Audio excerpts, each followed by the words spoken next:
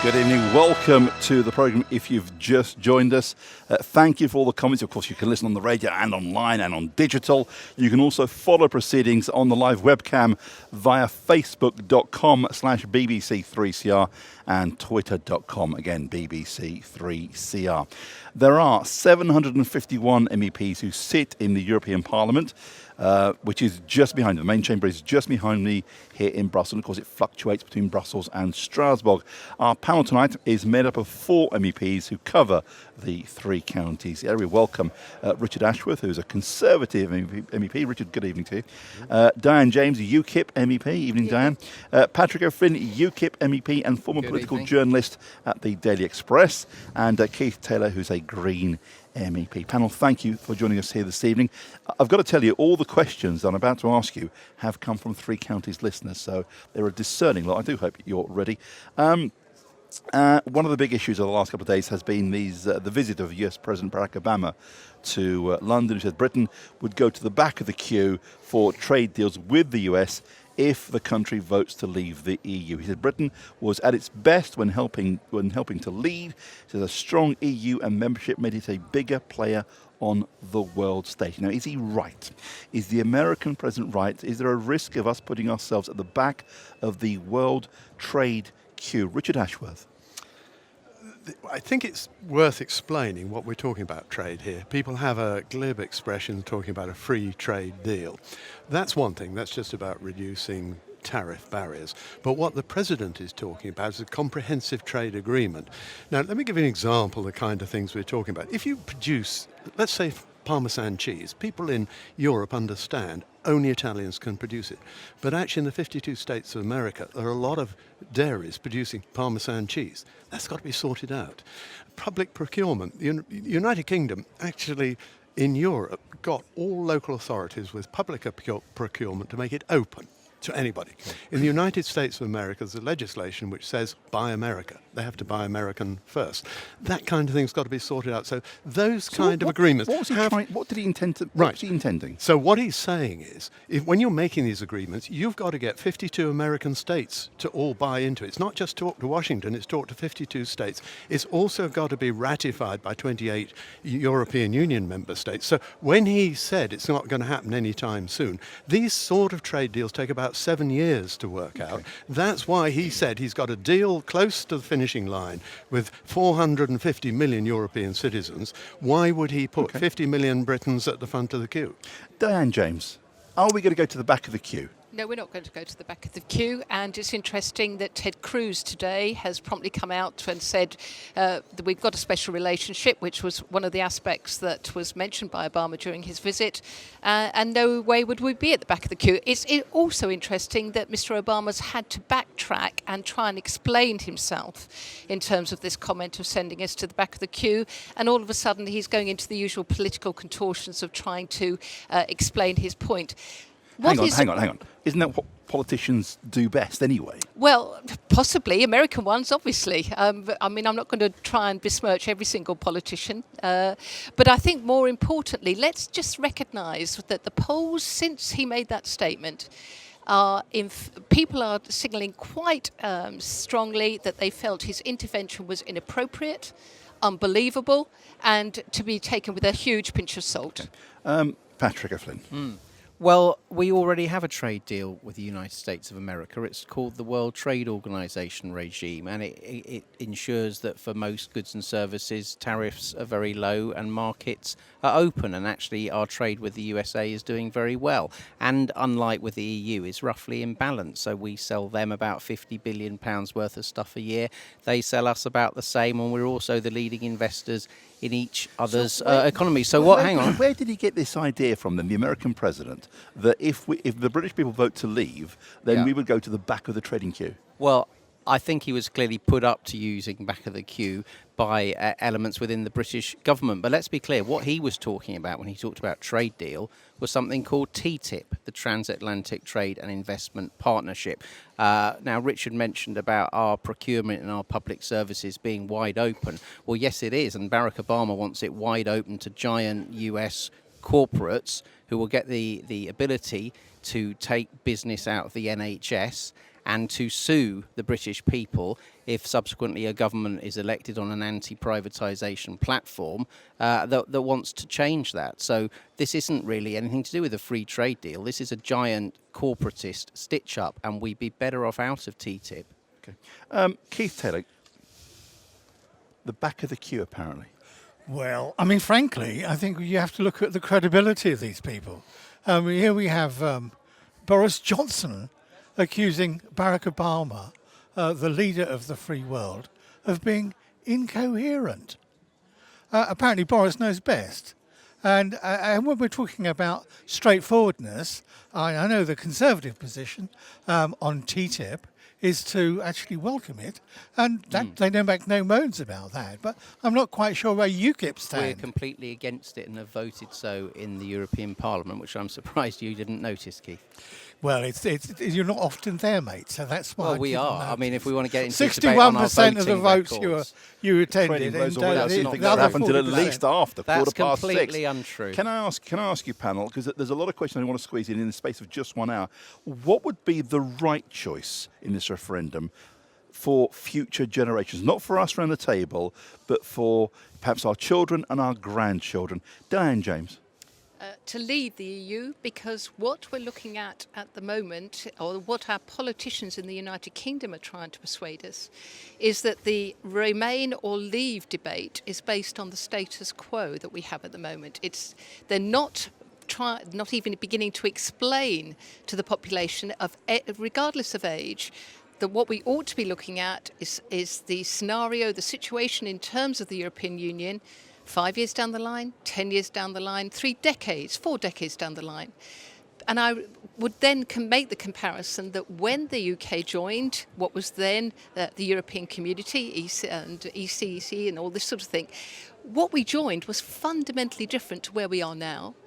And if you were able to look and prepared to Google and look at some of the aspects that the European Union has in terms of this lovely civil service phrase, direction of travel, then I think that's got a major negative impact, Diane, particularly on young when people. we had that vote in 1975, all the European countries that are involved in that package, in that scheme. 12 of them. Of course, but it has since developed. Most of them think it's right for them. We seem to be the only country that thinks it's wrong for us. No, I don't agree with that, because if you look at all of the major countries, member states, all of them have got a Eurosceptic component, and that's reflected even here in the European Parliament. And you have certain countries where the Eurosceptic element is much stronger. You could suggest, for instance, or give us an example, France. But equally, there is growing dissatisfaction, and hence why there is this fear that Brexit could lead to the dissolution of the whole European Union concept. Richard Ashworth, Conservative, what would be the right choice of future British generations? Well, firstly, no one has yet spelled out any credible alternative to what we have right now. Certainly not the cheerleader for the Out campaign, Michael Gove, who says, why can't we be like Albania? With no disrespect to Albania, but if that's the best they can offer. But you're right. Your question is, this is a long-term decision. This referendum, it's once in a lifetime, so it's a decision for your children's lifetime. And the world they're going to live in is going to be very different. Economic pressures, because the world's economic power will shift Western world to Eastern world. Changes in the growing gap, for example, between wealthy nations and poor nations, combined with climate change, will mean global mass migration will only ever get worse. And we will see, of course, continued uncertainty and insecurity with terrorism, things like Russia, issues like that.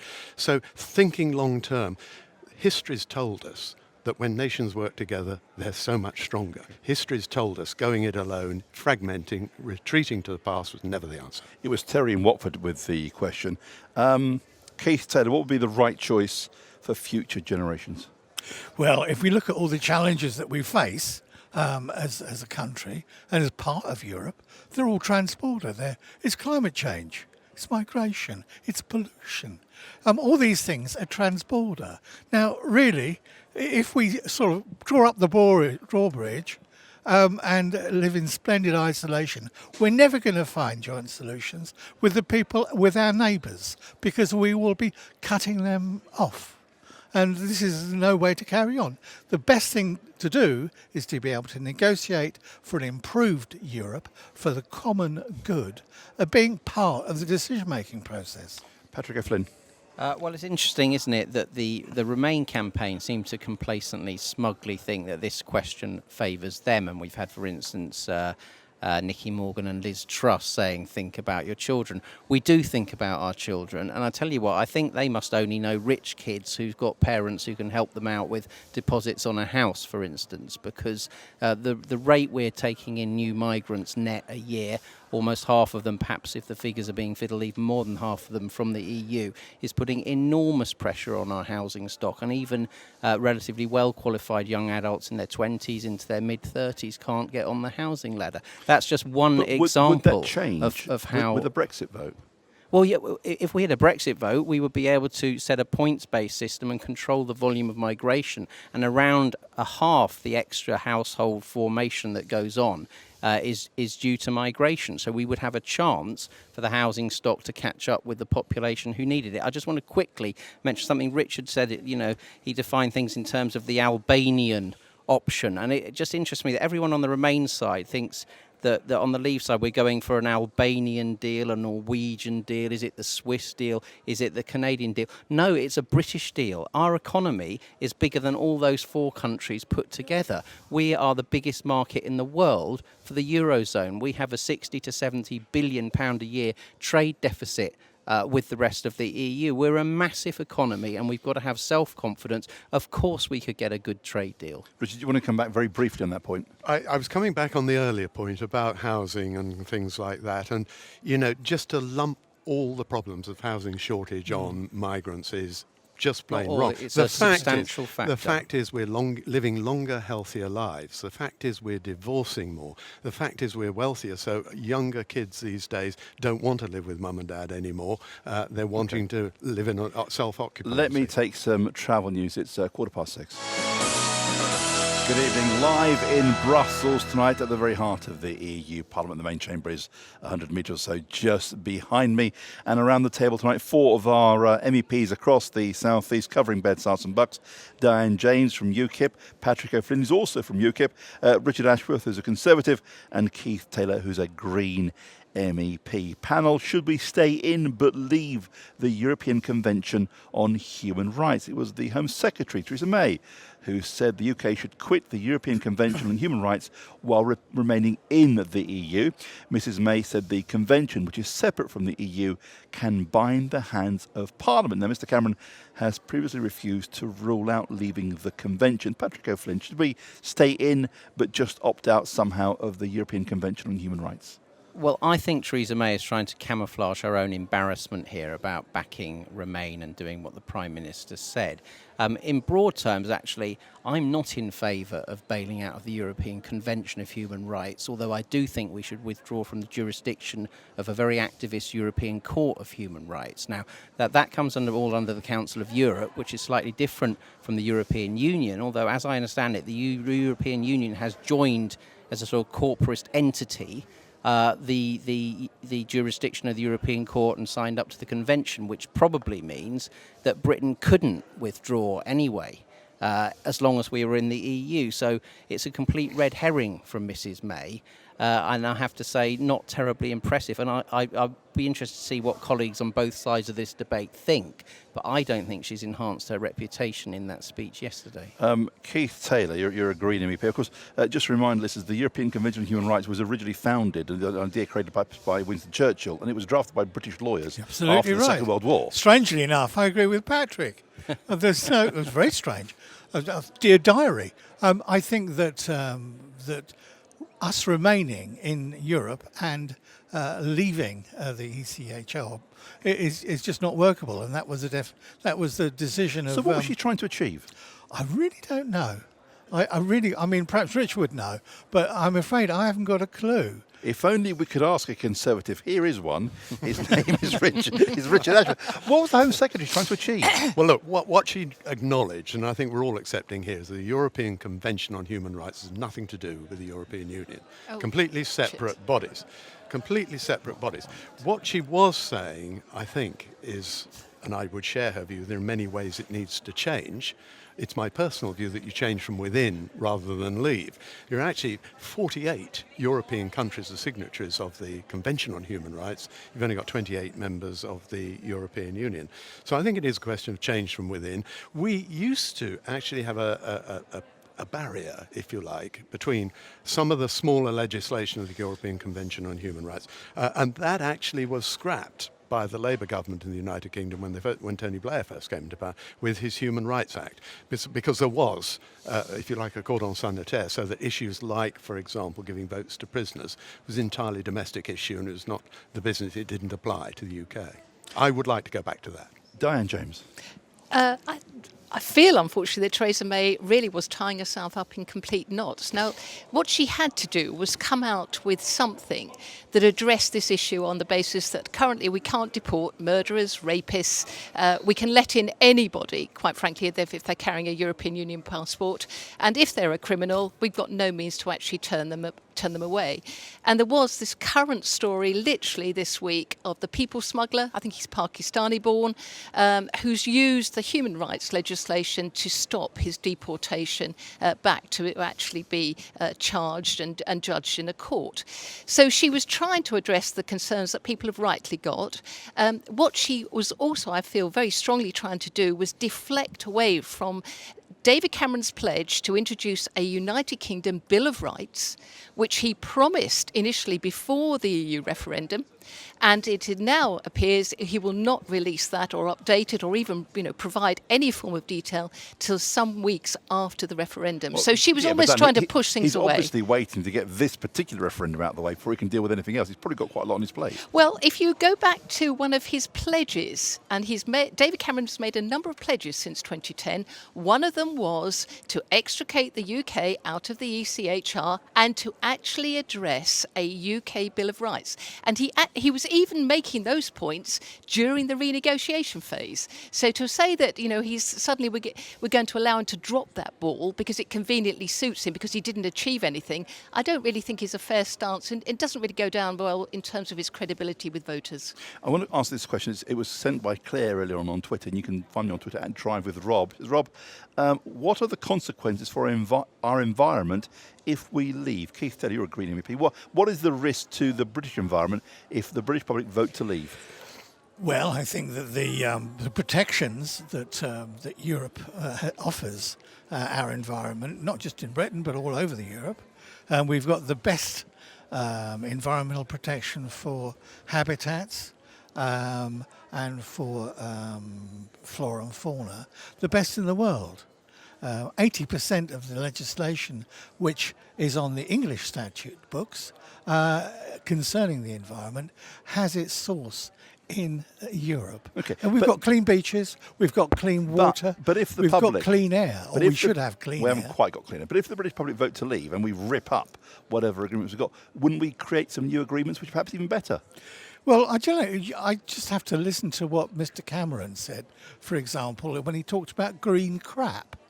When we talked about George Osborne discussing I don't think he was referring to George Osborne in that sense. No, he probably wasn't. But George Osborne was saying, in relation to Europe, we're fed up with gold-plating European directives. Actually, those directives are there for our protection. And that's one of the reasons that I would always be voting to remain part of that, to remain and enjoy those protections for my children. Okay. As a Green MEP, we would expect you to say that. Diane? No, as a human being, okay. Diane, I think anybody who doesn't think that is kind of strange. Diane, as a UKIP MEP, does UKIP have a view on green issues? Of course it does. But let's pick up on one of the points that Keith just made, because Keith and I have debated at least once in the United Kingdom, and we do spar on this particular subject. Let's look at one of the aspects, one of the prime examples of where the EU gets it wrong on green stuff. And that is the whole diesel emissions standards and the diesel emissions scandal. This is German automotive companies that have seen effectively a performance target set by the European Union, have fiddled their systems, and have actually then dealt a blow to the whole green credibility of the European Union. I've got no problem at all with protecting all sorts of aspects of fauna and flora in the United Kingdom. I just don't believe, and the Eurosceptics amongst us do not believe, that regulation, that directives, that legislation needs to come out of either Brussels, Strasbourg or Luxembourg, or challenged in Luxembourg.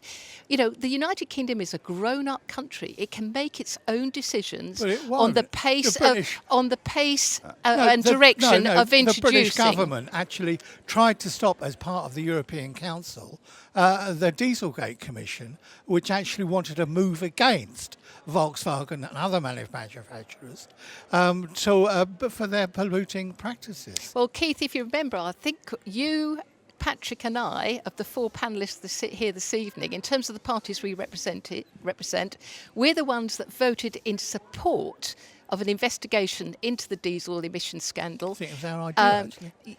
Yeah, we've got no problem on that. But the point I'm making is that I think there's at least one party represented on this panel that didn't support You mean that. Richard Ashworth? Couldn't possibly comment. Look, How do you I think she respond to might that? be dropping just hints. coming back to that question, I wouldn't think it would make a great deal of difference. My reason for saying is that we're 500 million people living shoulder to shoulder in a pretty small corner of this globe, and it would be unthinkable that we would operate to one set of environmental standards. For example, cleanliness of water or air, and other nations would operate to different standards. Secondly, I would say that as the United Kingdom has been, generally speaking, the standard setter in environmental standards and legislation here. And thirdly, so much of that environmental legislation actually flows from climate change agreements, and these are global agreements which we've made. So I don't honestly think there'll be a lot of difference in terms of the environment. Patrick O'Flynn. Well, I'm a bit surprised that Keith has so little faith in the British people. Britain, as Diane says, is a grown-up country. Our democracy can decide these things. The idea that if we left the EU, suddenly politicians at the next general election would be standing on pro-pollution platforms and getting rid of precious habitat for rare birds, that's just not going to happen. We can do this ourselves. Britain is a country that really cares about the natural world. And the other strange thing, you know, coming from a green perspective in relation to the EU, is we're going to have to build so many more houses and tarmac so much more of our precious countryside. We already have one of the highest population densities in the world in England, particularly in our part of England. I think you should have more focus on that, what's driving this huge increase in population. And again, I don't say it's the only factor, but it's the predominant factor, is net migration, and half of that now comes from the EU. We've lost control. No, but can I just come back on Very that? briefly. Because very briefly, if the government was so concerned with our environment, why has it totally ignored its obligations under the air pollution, nitrogen oxide?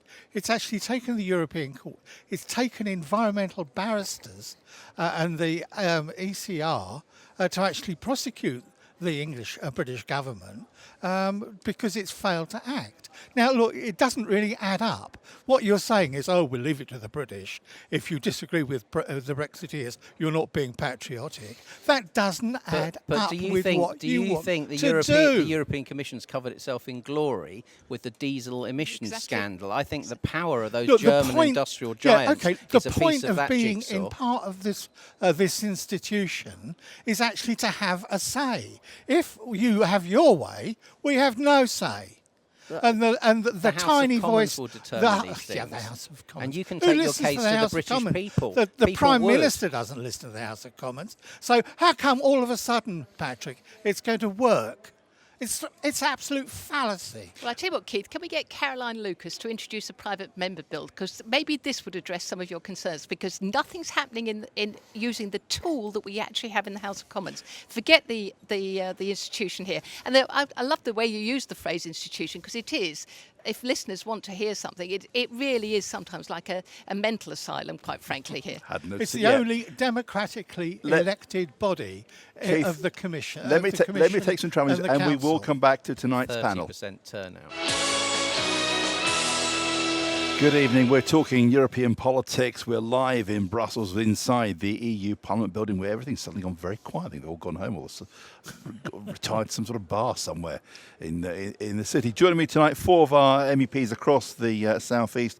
Richard Ashworth, who's a Conservative MEP. Diane James, who's a UKIP MEP. Patrick O'Flynn is a UKIP MEP as well. And Keith Taylor, who is a Green MEP. Thank you for all the comments. You've been very generous. And don't forget, also you can watch the rest of tonight's programme on the live webcam feed, which you can find on facebook.com/BBC3CR and twitter.com/BBC3CR. Don't ask me how it works. It just does. It's on the camera and we're broadcasting live on the net. I don't know how it works. It just does. I tend not to answer questions.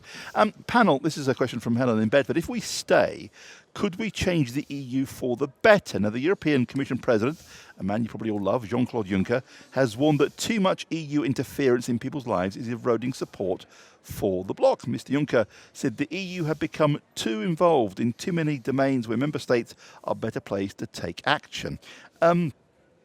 Richard Ashworth, if the British public vote to stay in, could we then stay in and change this institution, as Diane called it, for the better? Without a doubt.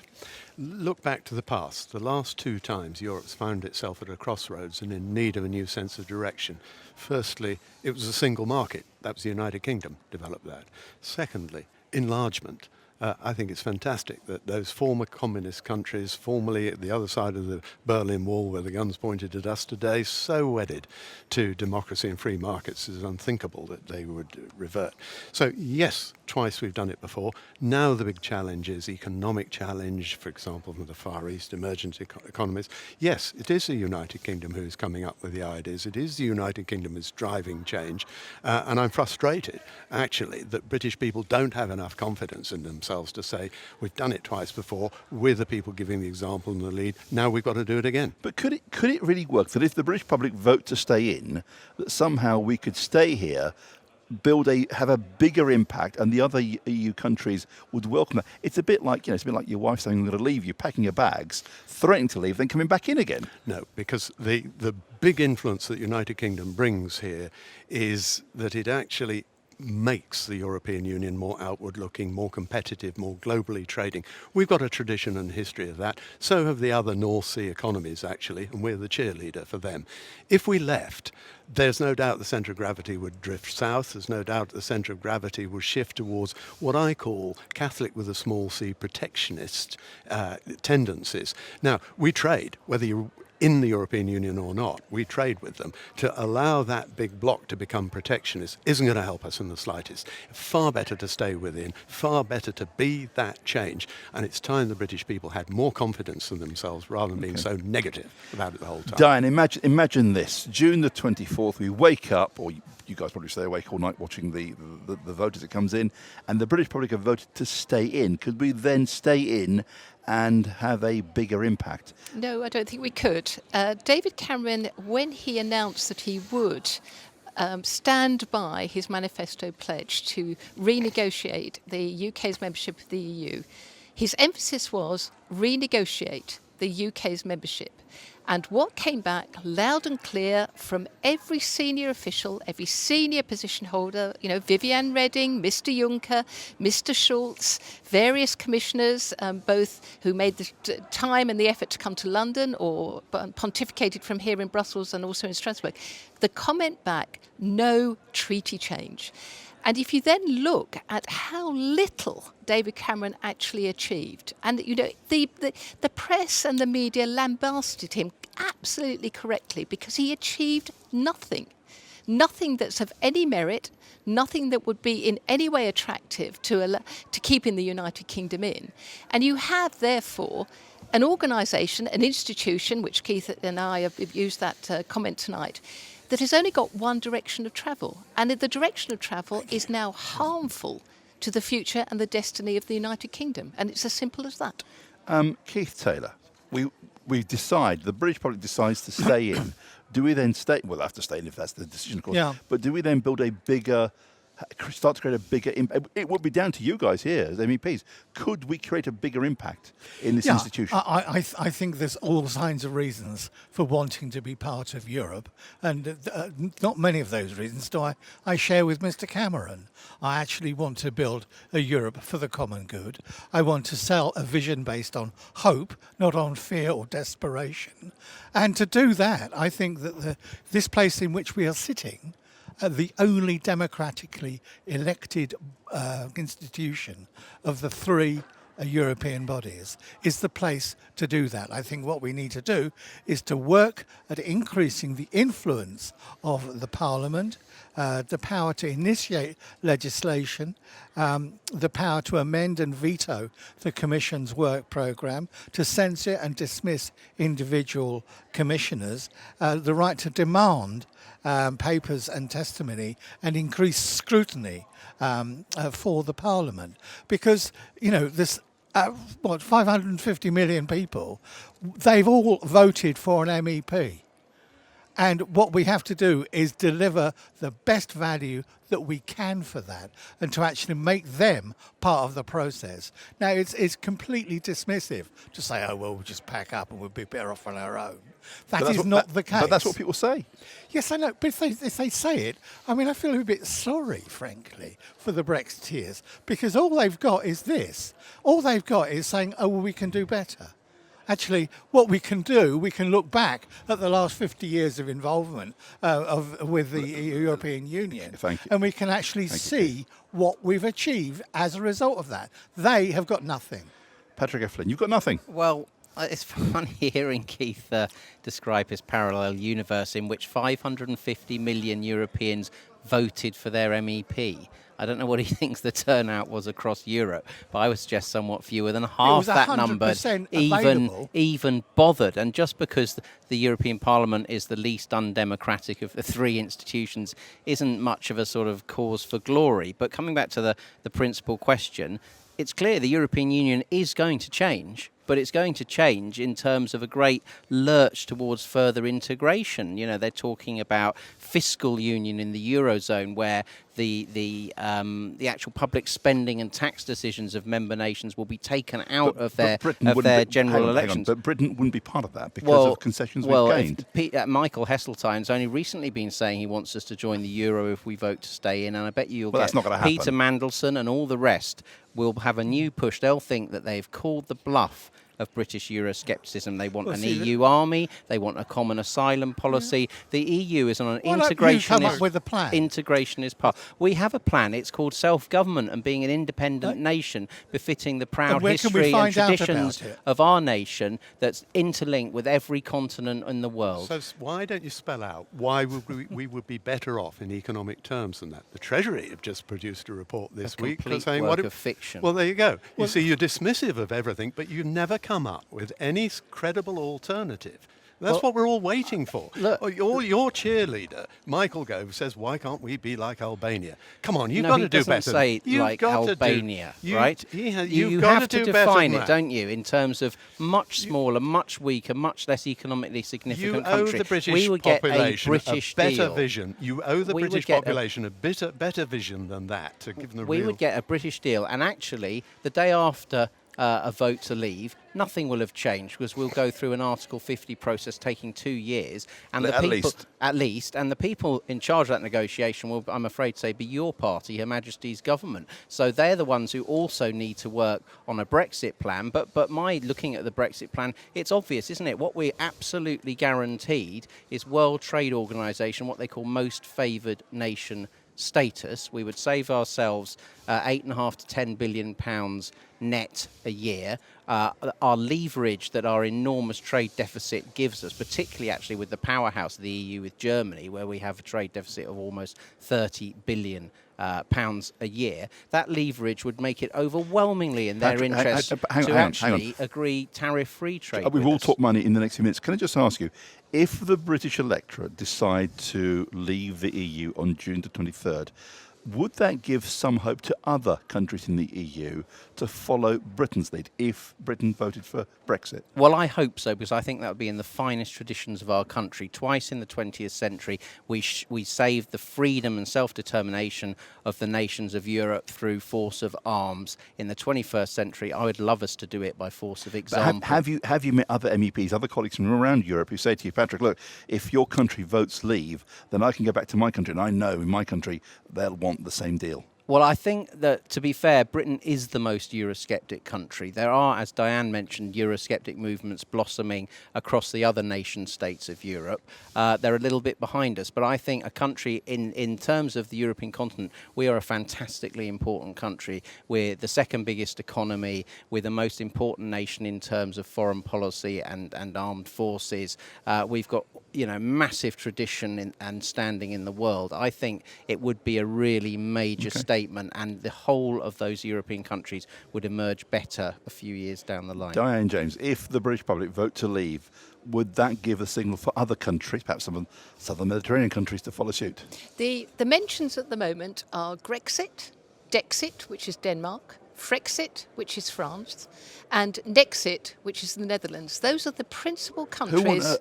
They must have had some fun coming up with those names. Yes, and come on, we've got to bring some fun into this debate, because otherwise it can be as dry as toast. But the point I'm making with that, there are 5 examples I think I gave of countries that are already looking at their own EU referendum on an exit. Now, that reflects, as we talked about earlier, the population, the Eurosceptic proportion of the population that is unhappy with what the EU is delivering for them. And they look at this whole issue of sovereign control, democracy, where the European Union is going in terms of the next few decades, and they don't like what they see, and they want to take control back for their own country. And it's as simple as that. Richard Ashworth. I think they want a clear vision of what the future looks like, and just to be constantly criticising and sniping the way that UKIP and the Leave campaign does is not spelling out a vision for the people. That wasn't the Second, the scenario I put to you was, on June the 24th, the rest of Europe suddenly finds out that a British public have voted to leave the EU. Will that give some countries hope that they can follow our lead? Then they will watch very closely to see what kind of a deal you get. What the European Union has made quite clear is what is not negotiable is the principles of the single market. That's the freedom of movement of goods, services, capital and people. Even, for example, Norway or Switzerland have to abide by that. Now, if anybody gets a preferential deal by that, you're quite right. Why wouldn't Poland say, well, we'll have a bit of that? And then the European Union and the whole principle falls apart. And all the benefits in terms of the single market, security we've enjoyed, starts to fall apart at the seams. And that wouldn't be put at risk by the remaining 27. Keith Taylor. Yeah, I think that what we're seeing across Europe, which is hardly surprising in times of austerity, is the rise of populist parties like the UKIP and the National Front in France, which is saying we don't like migrants, we don't like Europe, we don't like the single currency, and we're better off on our own. And actually, there is no substance to either of those 3 assertions. Now, personally, I don't think that I think we were correct as a country in staying out of the euro. But as far as migration is concerned, it's a fantastic opportunity. We've actually got 1 million Brits living in Europe. I know we're talking about the future and our children. Well, if our children actually are holding British passports, we leave Europe, bang goes their right to actually visit and work and study in other countries. Keith, do you mind if I've got to take some choice. We will come back in a moment. Let's take the latest travel news. Very much the EU politics live from Brussels, 13 minutes to 7. Diane, you wanted to come back in. Yes, I was just going to make the point that it was the head of the Greens party here in the Parliament who, during our last voting session, stood up and made the pronouncement that she felt that national referenda needed banning. Because they were too dangerous to the European Union concept. So our previous question about, will countries actually vote and follow the lead set by the UK actually may never happen if she is instrumental in bringing that forward. Now, if that's not an affront to democracy, and the future of democracy, I don't know what is. Okay, it is very much about European politics tonight. Tomorrow night after 6, we are debating police and crime commissioners, the third and final instalment of our interrogation of the candidates, this time standing in the Thames Valley area. There are all 4 candidates joining me tomorrow night on the programme. Anthony Stanford, Letitia Carter, John Howson, Lee Trinny. You'll be voting for your local PCC in just over a week's time. But back to our European political debate this evening. Panel, how much money would we actually save if we left the EU? Because claims that leaving the European Union could save Britain £350 million a week are potentially misleading, the UK Statistics Authority has said. Leave campaigners have been calling for the £350 million be pumped into the NHS rather than the EU. The claim has been attacked by Remain campaigners as bogus and a desperate attempt to mislead people. Patrick O'Flynn, this figure of 350 million quid, apparently it's bogus.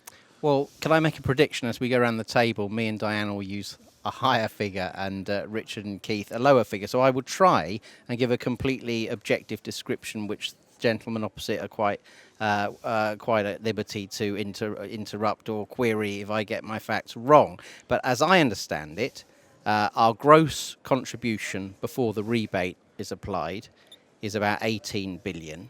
Then a rebate of some, I think last year it was 5 billion, it kind of varies around a bit. 5 billion rebate is applied, and then the EU spends on its own priorities back in Britain about another 4.5 billion. Now, I think that the £350 million figure is fair enough to use because in terms of the EU spending in our country, we don't get to say what it should be spent on. But even in terms of the rebate, that also does come with the strings attached. For instance, the reason we don't apply for extra EU relief for flooding when that happens is that compromises the rebate in future years. So even that is not quite our money. But I did look on a website, Full Fact website, before we sat down, and they said they thought 350 million was a bit naughty to use because of it being the gross figure and not the net figure, and they suggested £250 million. Oh, sorry, because it was the figure before the rebate. They suggested £250 million a week was a better figure to use. I say that still sounds like an awful lot of money to me. In all your years as a political journalist, right, a top-flight political journalist, isn't the problem that no one really knows? It is baffling. It's a mystery what the actual cost is. I don't think no one actually knows. It's just depending where you are in the spectrum on the debate, you probably will choose the figure that pushes your bit of the argument more strongly. And as I say, £250 million a week still sounds like an awful lot of money to me. Richard Ashworth, what does it really cost us to be part of this club? Right, we had a gross cost of £18.8 billion. We got back for agriculture, for regional aid, and the British rebate made a net cost of £9.8 billion. Then after that, there is development aid, which is part of an international agreement which the United Kingdom has entered into, £0.8 billion. And then what's the figure? What does it actually cost us? So, right, the windfall to the Treasury, if they said we're out, they would suddenly find they've got £7.5 billion. That's good, isn't it? It is, just put it in perspective, that's 0.4% of what the government spends every year. Now, for that, of course, you've got access to the single market. For that, you've got 45, nearly 50% of all your trade.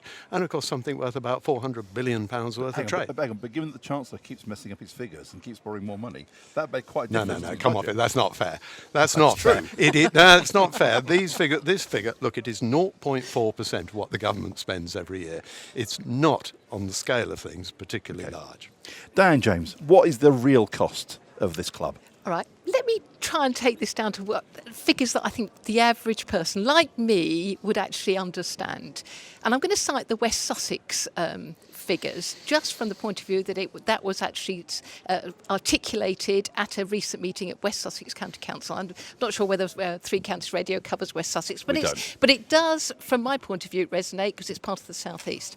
So for every £1 received from the European Union in West Sussex, West Sussex has had to pay £12.40. Now that to me is not a good deal.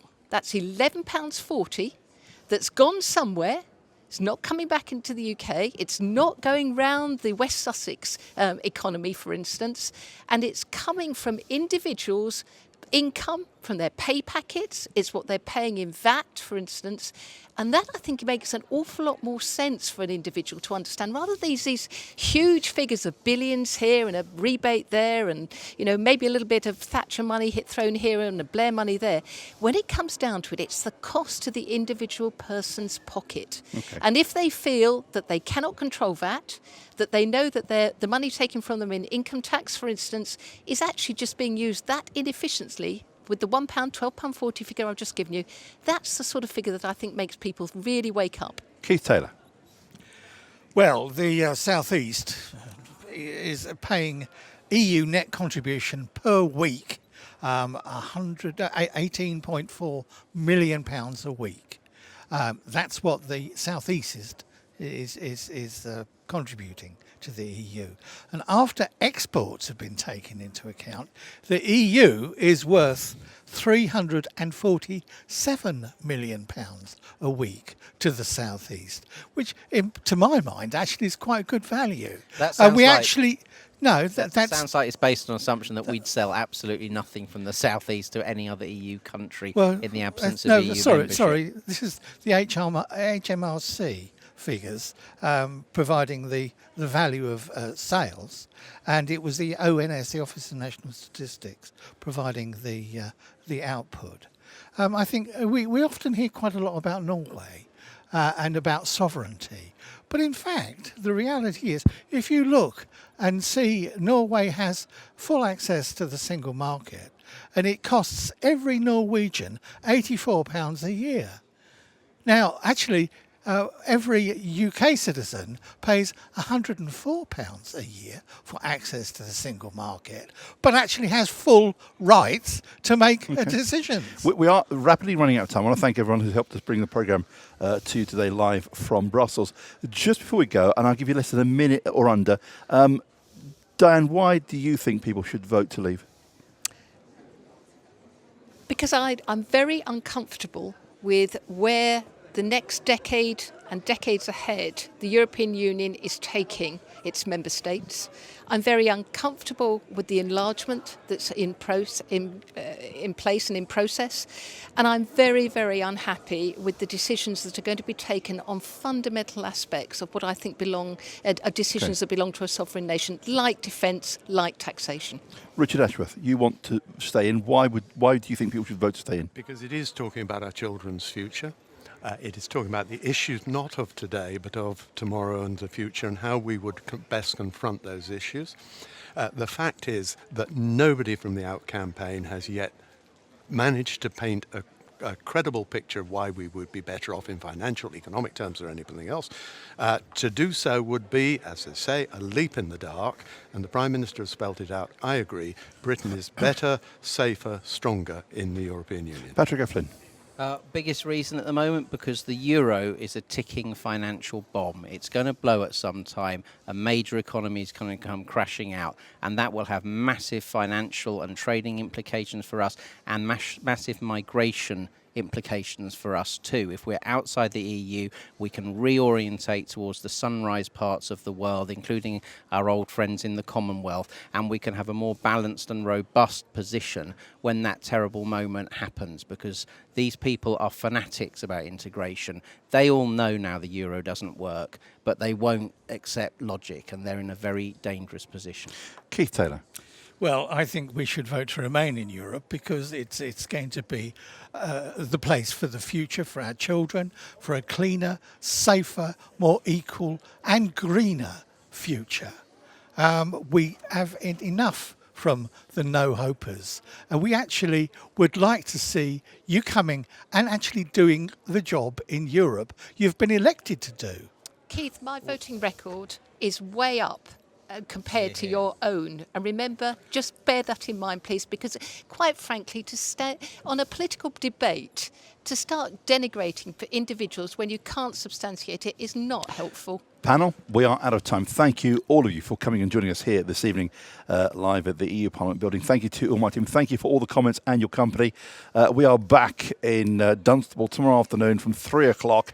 And of course, from 6 o'clock tomorrow night, it's the big debate about the police and crime commissioners. Nothing political about it. Police and crime commissioners for the Thames Valley. That debate live on the radio from 6 tomorrow night. Thank you.